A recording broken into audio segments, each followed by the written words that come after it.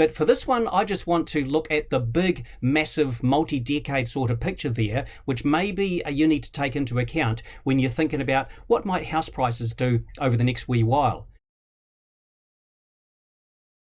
Hello everybody, I hope you had a good Easter. Normally in these videos I'll probably comment on some recent development in the housing market, interest rates, etc., such as the government's announcements on March 23 heavily affecting investors. But for this one I just want to look at the big, massive, multi-decade sort of picture there, which maybe you need to take into account when you're thinking about what might house prices do over the next wee while. And the numbers go like this. Don't be afraid to pause or write down some of these numbers because they are fairly significant. Since 1992, on average in New Zealand, house prices have risen 6.8% a year. In Auckland, about 7.8% or so. So that's what's happened in the past. Now let's look towards the future. Statistics New Zealand have just released data showing they project that New Zealand's population between 2018 and 2048 will grow by about 1.3 million people. That's about 27% or so. In order to house those extra people at an occupancy rate of about 2.8 people per house, we need something like about, 470,000 extra houses to be built. Now, to build houses, you need building consents to be issued.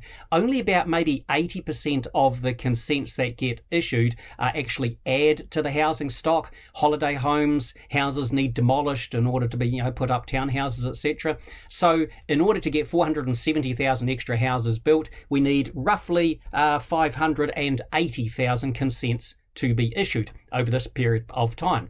Now, so far since 2018, about 100,000 have been issued. So going out to 2048, we need about another 480,000 consents to be issued. 480,000.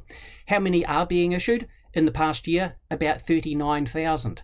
At the current rate of house construction, of house supply growth, we will be able to build in New Zealand all of the extra houses required for projected population growth out to 2048 in the next 12 years. We could build twice as many houses that are needed over this period of time.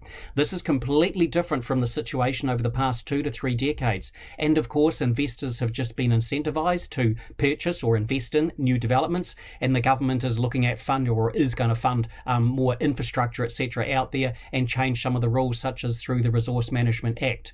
For me, as a macroeconomist, in the overall big picture, when I look at this fairly radical change in projected house supply, in conjunction with the absence of structurally falling interest rates, your mortgage rates have been falling largely since about 1987. That's all done and dusted now. It says to me that whereas in the past, on average, house prices rose 6.8% per annum, if you're projecting forward now, maybe you should only use about a 4%, maybe 5% at most assumption on what your house price may do over the longer term. High population growth areas could be a little bit different, but just be a bit careful on Auckland. There's more land available to be developed in Auckland than most other parts of the country, courtesy of the Unitary Plan.